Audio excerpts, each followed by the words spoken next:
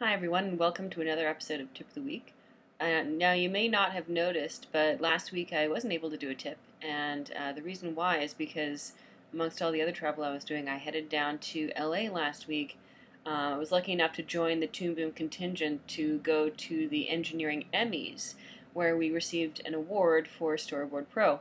For those of you who don't know already, we've won Emmys now in categories both for Storyboard Pro and for Harmony. We won an Emmy for Harmony a number of years ago, and then we won an Emmy this year for Storyboard Pro. So, as you can imagine, we're quite excited about this at the office, and it's really nice to receive some recognition from the community about the work that we've been doing. And I want to just take a second to congratulate our team and particularly the engineering team for their creativity and diligence in continuing to work to produce wonderful products. And I'm very excited about the products that are going to come out this coming year. So I hope you guys will enjoy those too, even though I can't talk about them right now.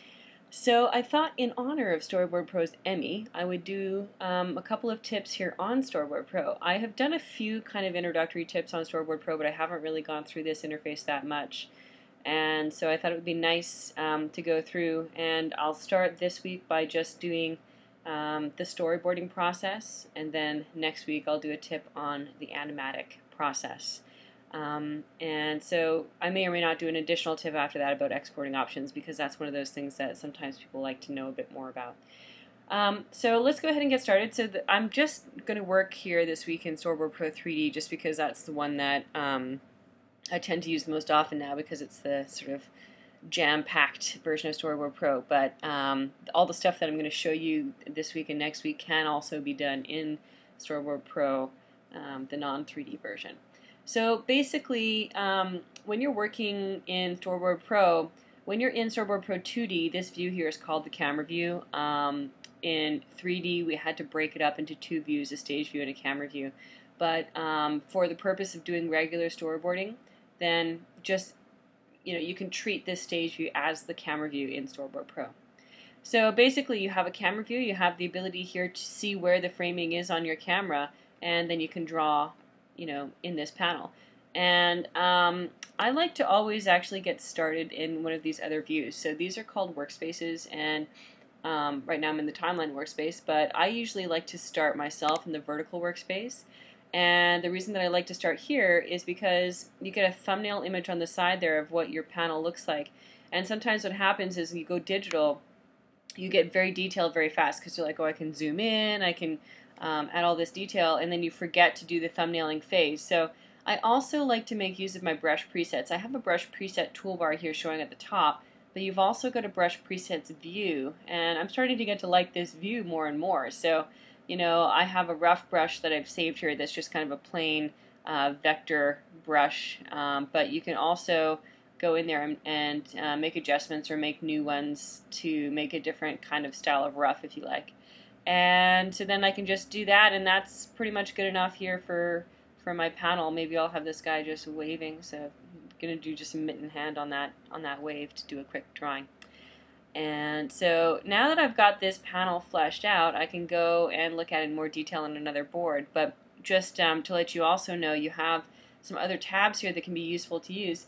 All of these tabs in Storyboard Pro you can move around. You can detach them by dragging them. You could put it in a different place. When you see that, you can, like when you drag it, you'll see a little preview of where it's going to go, and you can put it there.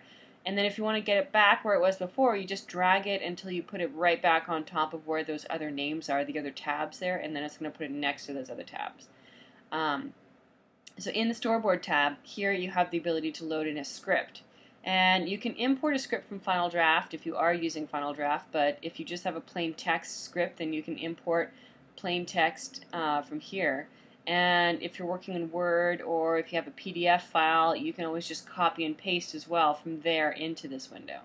And then once you have the text in here, you can simply select the text and you can drag and drop it to the appropriate captions over there. So it's quite fast and easy to drag these things around.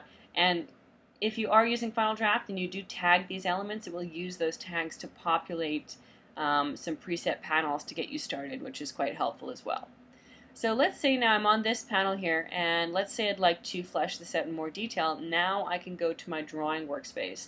And the drawing workspace, as you can imagine, is where you're going to spend the majority of your drawing time. So in this workspace, I've actually prepared this so that I can see both the tool properties window and the color window at the same time. Let me show you how I did that, because by default the color tab is actually at the top, which is not so useful because you always have to switch between the tool properties view and the color view. But what you can do is you can select the color tab here and then just drag it down to the bottom of this view right here, and then we let go, it's going to pop it down there. And of course, just like before, you can choose to show the tool properties or the brush presets here, and you can see whichever one you're accustomed to using or that you like to use better.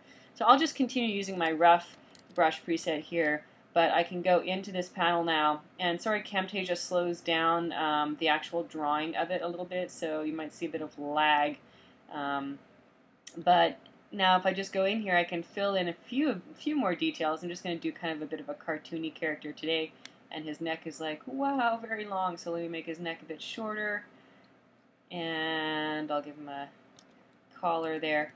So, you know, this is good enough for my drawing. I just want a basic drawing for this.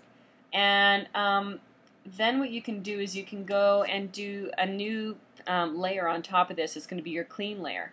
So I can add a layer, and for the purposes of tracking, it's really nice also to rename the layer with the appropriate name of my character. So let's just call this guy Jack. So Jack now has a layer with his name on it, and then when I'm doing some kind of tracking later on, like if I want to export an Excel spreadsheet that tells me, you know, where all or what elements are on each panel, then that means I have some useful information there instead of having information that's not true to the panel. Like if you just name everything panel A, B, and C, or layer A, B, and C rather, then you don't really have such an accurate representation of who or what is on that panel. So in order to make your life easier later on down the road, it is helpful to rename panels what they're supposed to be named there. And now I'll just throw in a quick couple of lines on this drawing. I'm not going to do the best drawing in the world here, but just want to lay something in that I can work with. And let's see here. So let's just finish off with his hair.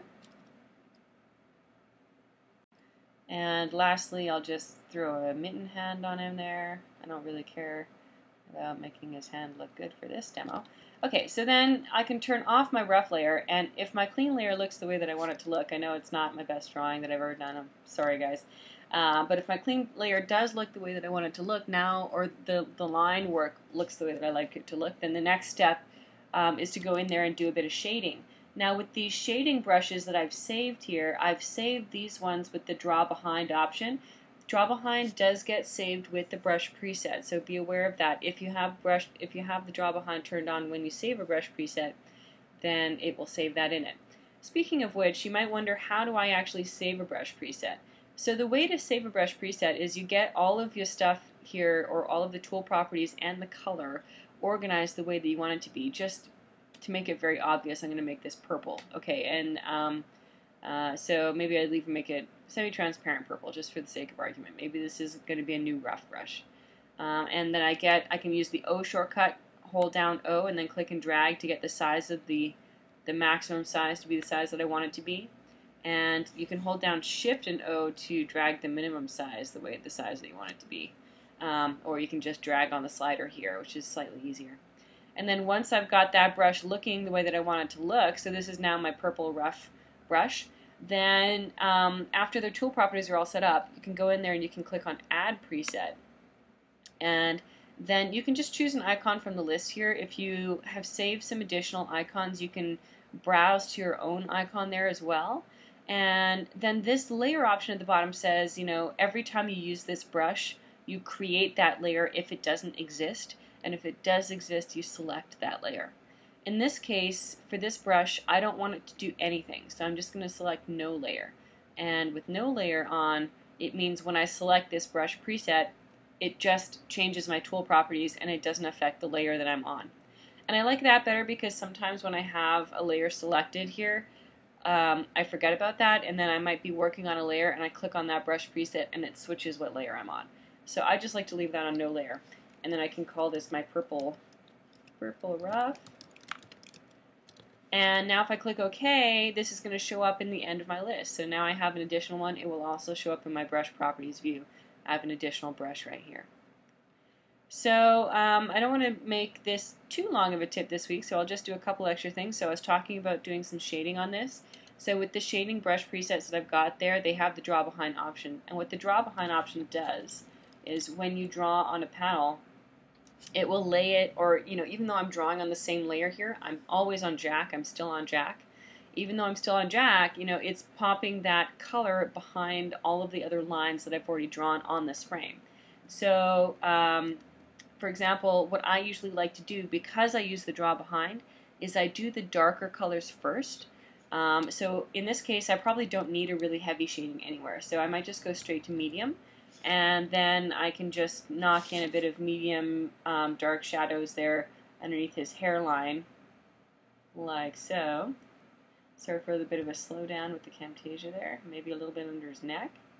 And that's good enough for the medium level shadows. And then I'll grab a light shadow and then I'll make this a little bit bigger, and I can put some shading on his face there because I don't want the shadow to be too dark on the face. And as you can see, it's going to knock it behind everything. So because it knocks it behind, that's the reason that I like to go from dark to light. It's easier to draw it that way because the dark areas are always going to be closest to the lines. So it's just easier to go from dark to light. And that's pretty good. I mean, I might want to add a little bit of additional neck shadow there. And maybe a little bit on the arm here. And then if that's good enough for my panel, then this is pretty much what the storyboarding side of Storyboard Pro is all about. It's about laying out panels and drawing. So in this case, let's say this panel looks good. I might want to also add a new panel. Now there's a difference between creating a panel and creating a scene. And when you create a panel, it means that you want to have more than one drawing to represent the current camera angle. So for example, think of it as a shot. If you're in live action, if you're looking at a scene and your camera is either stationary or moving, but there's a couple of things happening in that scene.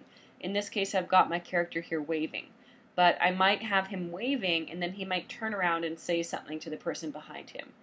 And all of that will take place from the same camera angle. If that's the case, I'm going to add a panel. If instead he's going to turn around and talk to the person behind him, but the camera angle is going to change, then I'll create a scene. So a scene is every time the camera angle changes. So in this case, let's create a panel. And when you create a panel within the same scene, then what you can do is you can use your onion skin, and you can turn on your onion skin to show the previous panel. And now I could do another drawing, so I could just go back and use my ref color again. I won't do a full drawing, but let's just say this guy is now going to turn in that direction and talk to the guy on the other side. Then he can turn around and talk to him there. And then when I'm done getting the shape of it laid out correctly, I can turn off my onion skin. And then now if I play through these panels, and you can use the shortcuts A and F. A is to go to previous panel, and then F is to go to the next panel. So you can use those shortcuts to flip between your panels. So some storyboard artists do only drawings and panels and stuff like that, and then they don't touch the animatic side of things at all. So if that's the case, what I showed you this week is going to be the majority of what you'll do in the software.